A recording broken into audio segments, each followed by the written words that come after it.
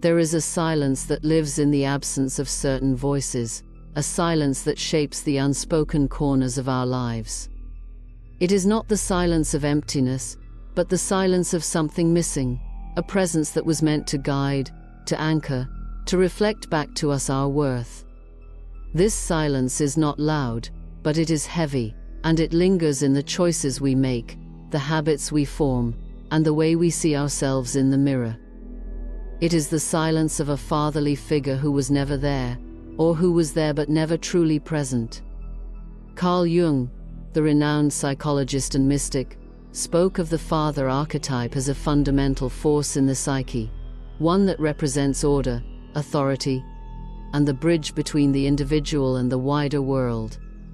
When this archetype is absent or distorted, the child is left without a map, without a compass, and without the assurance that they are worthy of love and respect.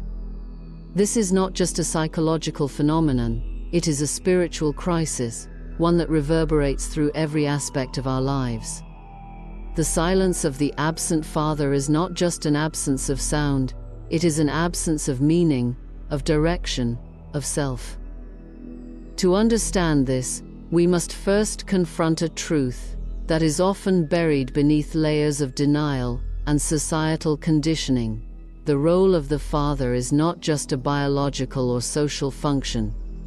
It is a spiritual archetype, a force that shapes the foundation of our inner world. In the ancient traditions, the father was seen as the embodiment of authority, structure, and the moral compass. He was the one who set the boundaries, who taught the child how to navigate the world with confidence and self-respect. In the Hindu tradition, the father is often associated with the god Shiva, the destroyer of ignorance and the bringer of transformation. Shiva is not just a distant deity, he is a symbol of the inner father, the part of us that has the power to destroy our illusions and guide us toward our true selves. But when this figure is absent, either physically or emotionally, the child is left to navigate these waters alone, and the results can be devastating. Without the guiding hand of a healthy fatherly figure, the child is like a ship without a rudder, drifting aimlessly in a sea of uncertainty. And it is in this aimlessness that bad habits begin to take root. Psychological studies have long explored the impact of paternal absence on child development. Research published in the Journal of Child Psychology and Psychiatry has shown that children who grow up without a father figure are more likely to exhibit behavioral problems, lower academic achievement, and difficulties in forming healthy relationships. These findings are not just statistics, they are echoes of a deeper truth. The absence of a father creates a void in the child's emotional and psychological landscape, a void that often manifests as a search for external validation. This search can take many forms, from substance abuse to compulsive behaviors, all of which are attempts to fill the emptiness left by the absent father. The work of John Bowlby, the pioneer of attachment theory, further underscores this point.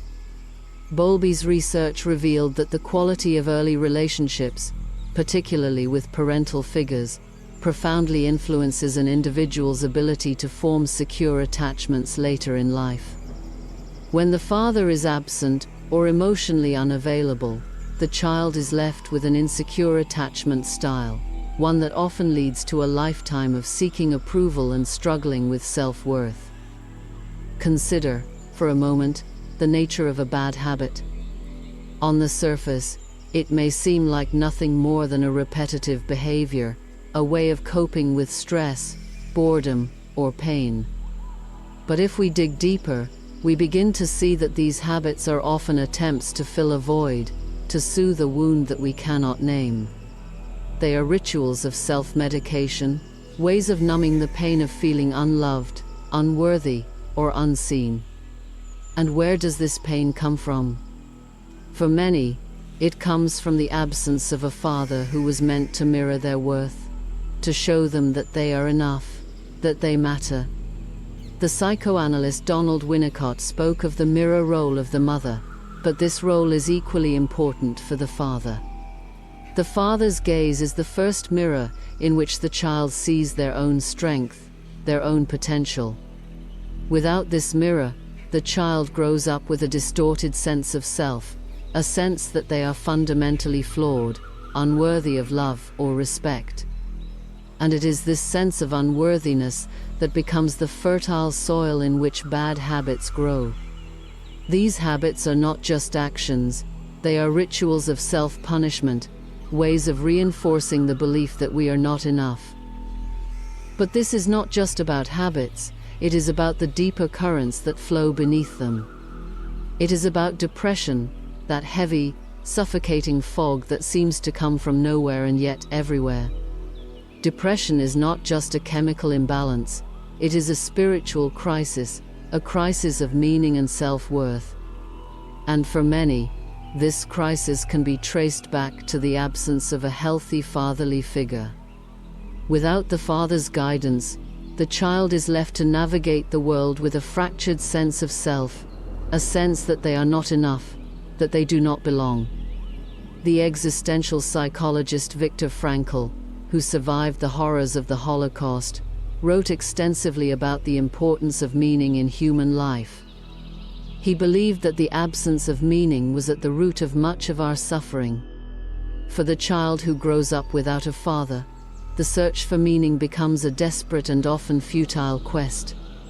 They are left with a void that no amount of success, no amount of external validation, can fill. And it is this void that becomes the breeding ground for depression.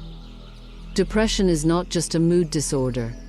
It is a cry of the soul, a cry for the love and guidance that was never given. Psychological research has also shed light on the link between paternal absence and mental health issues. A study published in the Journal of Affective Disorders found that individuals who experienced father absence during childhood were significantly more likely to develop depression and anxiety in adulthood. The study suggested that the lack of a father figure disrupts the development of emotional regulation skills, leaving individuals more vulnerable to stress and negative emotions. Similarly, research in the field of developmental psychology has shown that children who grow up without a father are more likely to experience low self-esteem and a diminished sense of self-efficacy. These findings align with the work of Erik Erikson, who identified the development of a strong sense of identity as a critical task of adolescence.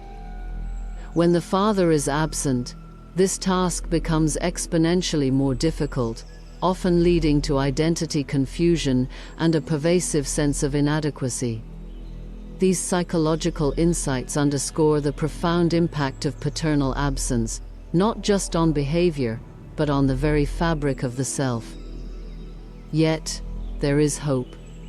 For just as the absence of a fatherly figure can create a void, the presence of a spiritual father, whether in the form of a mentor, a teacher, or even the divine, can begin to fill that void.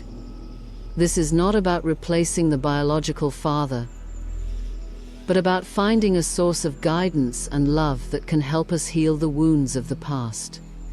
In the Christian tradition, God is often referred to as the Heavenly Father, a figure of unconditional love and guidance. In the Sufi tradition, the spiritual teacher, or sheikh, plays a similar role, guiding the seeker on the path to self-realization. These figures are not just external authorities, they are mirrors, reflecting back to us our own divine nature. It is about recognizing that we are not defined by our habits, our depression, or our sense of unworthiness. We are defined by our ability to rise above these things, to find within ourselves the strength and the wisdom to create a new narrative, one in which we are the heroes of our own story. The journey to healing is not easy, but it is possible. It begins with the recognition of the void, and it continues with the courage to seek out the guidance, the love, and the wisdom that can help us fill that void. In the mystical traditions, there is a concept known as the inner father, the part of us that embodies the qualities of strength, wisdom, and guidance. This inner father is not something we are born with, it is something we must cultivate, something we must awaken within ourselves. The ancient Egyptians believed in the concept of the Ka, a spiritual double that guided the individual through life. In the Kabbalistic tradition, the Sephira of Chokmah, or wisdom, is often associated with the father archetype. These traditions remind us that the father is not just an external figure, he is a part of our own psyche, a part that we can awaken and integrate. And it is through this awakening that we begin to break free from the chains of our bad habits, our depression, and our lack of self-respect. We begin to see that we are not victims of our past, but creators of our future. We begin to understand that the silence that once haunted us can be filled with the sound of our own voice, a voice that speaks of love, of worth, of belonging.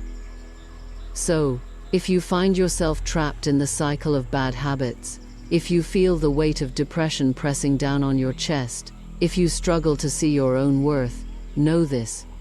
The journey to healing begins with the recognition of the void. It begins with the understanding that your habits are not just habits, but echoes of a deeper wound. And it begins with the courage to seek out the guidance, the love, and the wisdom that can help you fill that void. For in the end, the story of your life is not written by the absence of a fatherly figure, but by your ability to rise above that absence and claim your place in the world. And that, dear seeker, is where the true magic begins. The journey is not easy, but it is worth it. For in the end, the silence that once haunted you can become the silence of peace, the silence of wholeness, the silence of a soul that has finally come home.